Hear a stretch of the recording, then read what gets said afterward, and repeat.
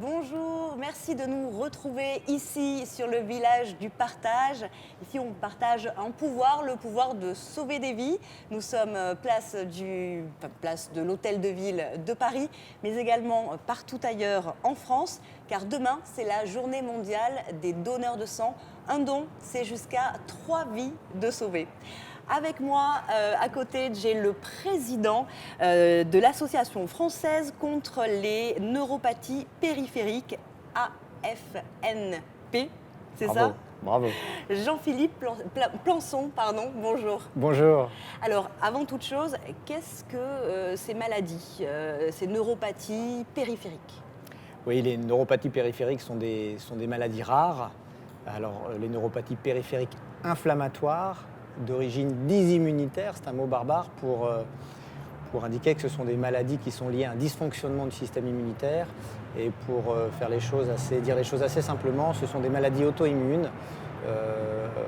Vous avez des anticorps qui s'attaquent anormalement à un composant De votre propre de organisme? votre propre organisme, absolument, qui est le nerf périphérique. Les nerfs périphériques, vous en avez plein, nous en avons tous plein, sans le savoir. Ces nerfs nous permettent à la fois de nous mouvoir, donc d'avoir une force motrice quand vous prenez un verre, quand vous vous déplacez, ces nerfs fonctionnent. Et puis assurent également une fonction sensitive. Et dans ces neuropathies inflammatoires, l'une ou l'autre fonction, et l'autre parfois, la sensitivité et la motricité sont altérées. Et évidemment, Concrètement, quels sont les symptômes alors? Merci. Sont des maladies invalidantes qui, dans les formes les plus aiguës, conduisent à la paralysie rapidement. On connaît parfois le syndrome de Guillain-Barré qui conduit à une hospitalisation rapide et brutale en réanimation avec une paralysie des muscles respiratoires.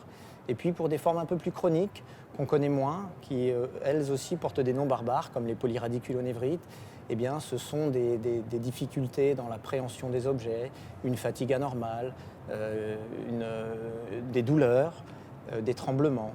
Voilà, des choses qui sont parfois invisibles, mais qui sont difficiles à vivre pour de nombreux malades, puisqu'en France, vous avez environ 7000 malades, on n'est pas tout à fait sûr. Diagnostiqués ou pas?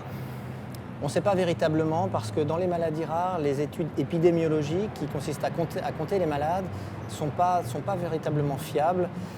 On estime à 7000 malades à peu près en France, le nombre de personnes touchées par ces pathologies-là. En quoi est-ce que le don de sang est très important pour ces patients? Alors, le don de sang est fondamental pour un certain nombre de patients, en particulier pour des patients qui sont touchés par des formes un peu plus motrices, donc qui les empêchent de se mouvoir.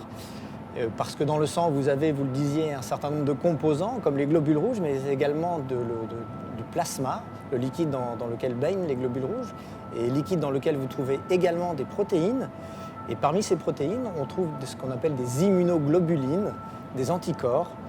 Et bien pour ces malades, on extrait ces immunoglobulines du plasma qui a été reçu, qui a été donné, et après un processus industriel, il est réinjecté aux malades, et dans de nombreux cas, c'est spectaculaire. C'est ça qui vous intéresse, c'est ça que vous allez chercher dans le sang? Pour les neuropathies inflammatoires en particulier, les immunoglobulines sont effectivement la protéine qui nous intéresse, qui intéresse les malades. Et c'est quelque chose qui vous touche de près, si j'ai bien compris?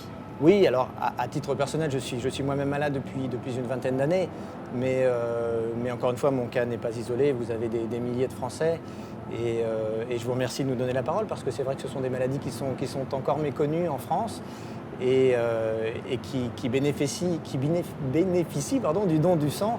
Et je suis ravi, c'est la première année également que nous sommes partenaires avec l'EFS sur cet événement, donc je suis à double titre ravi d'être ici et d'en parler.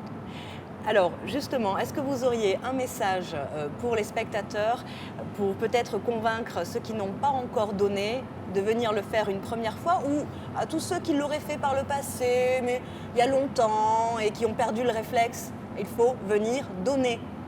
Bien sûr, donner est un geste altruiste. Lorsque vous donnez non seulement du sang, des globules rouges, nous le disions, mais également du plasma. Et dans ce plasma, vous avez de nombreux composants qui intéressent différents malades, différentes pathologies. Donner, encore une fois, vous ferez preuve d'un geste solidaire, vous permettrez à de nombreux malades de rester autonomes, de vivre dignement avec leur maladie, de travailler, d'élever leurs enfants. Et puis, pourquoi pas, de s'occuper d'associations et d'être présent ici aujourd'hui, comme c'est notre cas lors de cette journée mondiale du don du sang. Donnez, n'hésitez pas, venez nous voir sur le parvis de l'Hôtel de Ville de Paris et nous serons ravis de faire votre connaissance et de vous montrer à quel point nous avons besoin de vous. Ben voilà, tout est dit, moi j'ai rien à rajouter, si ce n'est bien sûr de vous dire à plus. Au revoir.